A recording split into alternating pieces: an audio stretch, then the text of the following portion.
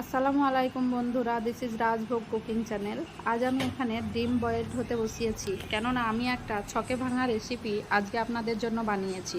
সাধারণত ডিম এবং আলুকে আমরা একই ছকে রান্না করে থাকি, তো আমি একটু ছক ভেঙেই রান্না করার চেষ্টা করেছি। তো আমি আলুগুলো এখানে গোল গোল স্লাইস করে কেটে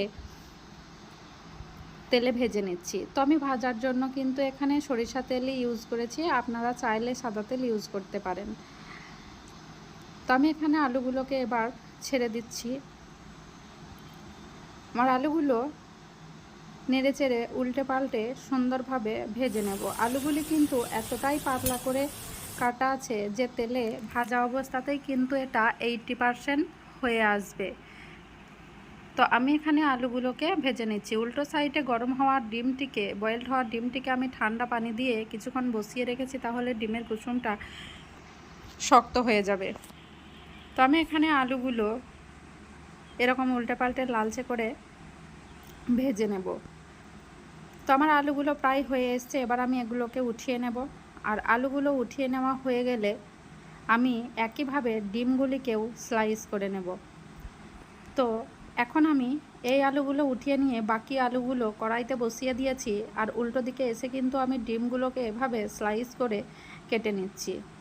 তো ডিমগুলোকে একটু ধীরে ধীরে কাটবেন, যেন কুসুমটা ডিমের ভিতর থেকে বেরিয়ে না আসে। আমি কিন্তু একটু ধীর হাতেই ডিমগুলোকে স্লাইস করেছি, আর আপনারা দেখতেই পাচ্ছেন কুসুমগুলো কিন্তু বেরিয়ে আসেনি, পুরো ডিমের মধ্যেই এগুলো লেগে আছে। তো এইভাবেই আমি ডিমগুলোকে কেটে নিচ্ছি। তো উল্টো দিকে আমার বাকি যতগুলো আলু ছিল ওটা কিন্তু ভাজা হয়ে গেছে। এবার আমার ভাজা হয়ে যাওয়ার পর আমি ডিমগুলোকে একইভাবে ছেড়ে দিচ্ছি তেলে।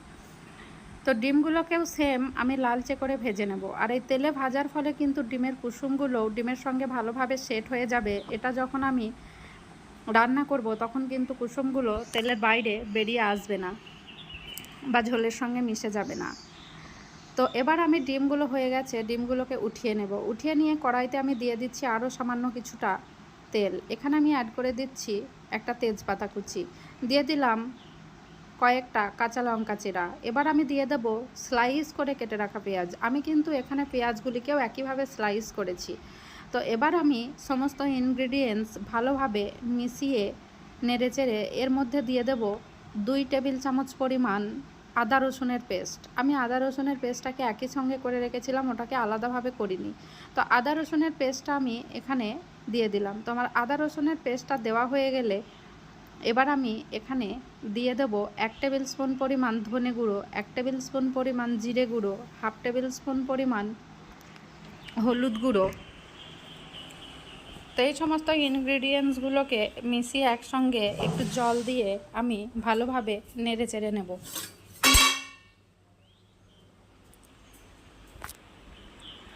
এগুলো আমি মশলাটিকে নেড়ে চেড়ে নেওয়ার পর কিছুক্ষণ ঢেকে দেব, তাহলে মশলাগুলো সুন্দরভাবে জলটা শুকিয়ে আসবে এবং ভালো করে কষানো হয়ে যাবে। তো আমার দেখতেই পাচ্ছেন আমি এতটুকু পরিমাণ জল দিয়েছি। এবার আমি এখানে ঢেকে দিলাম। ঢেকে দেওয়ার পর কিছুক্ষণ পরেই আমি এটাকে উঠিয়ে নিচ্ছি। তো আমার মশলাগুলো প্রায় কষা কষা হয়ে এসছে। এই মুহূর্তে আমি দিয়ে দিলাম স্লাইস করে কেটে ভেজে রাখা আলুগুলো। আলুগুলো দেওয়া হয়ে গেলে আমি কিছুক্ষণ এগুলিকে নেড়ে চেড়ে দিয়ে দেব জল।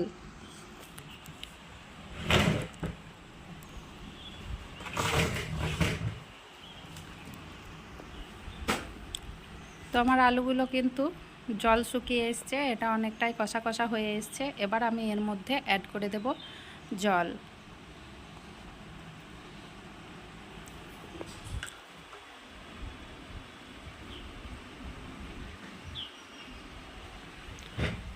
আমার কিন্তু জলটা দেওয়া হয়ে গেছে। আমি এখানে জল পরিমাণ মতোই ইউজ করেছি, খুব একটা বেশি জল দিইনি। তো এবার আমি কিছুক্ষণ ঢেকে দেব। ঢেকে দেওয়া হয়ে গেলে কিছুক্ষণ পর এসে আমি এখন ডিমের স্লাইস করে ভেজে রাখা পিসগুলোকে ছেড়ে দিচ্ছি।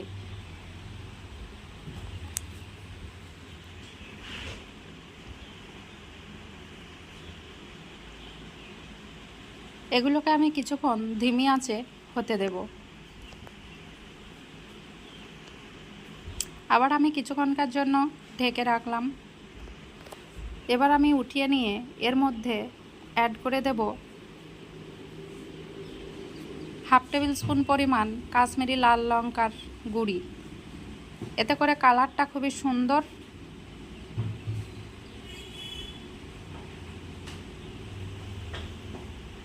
হয়ে আছে। এরপর আমি দিয়ে দিলাম হাফ টেবিল স্পুন পরিমাণ গরম মশলা।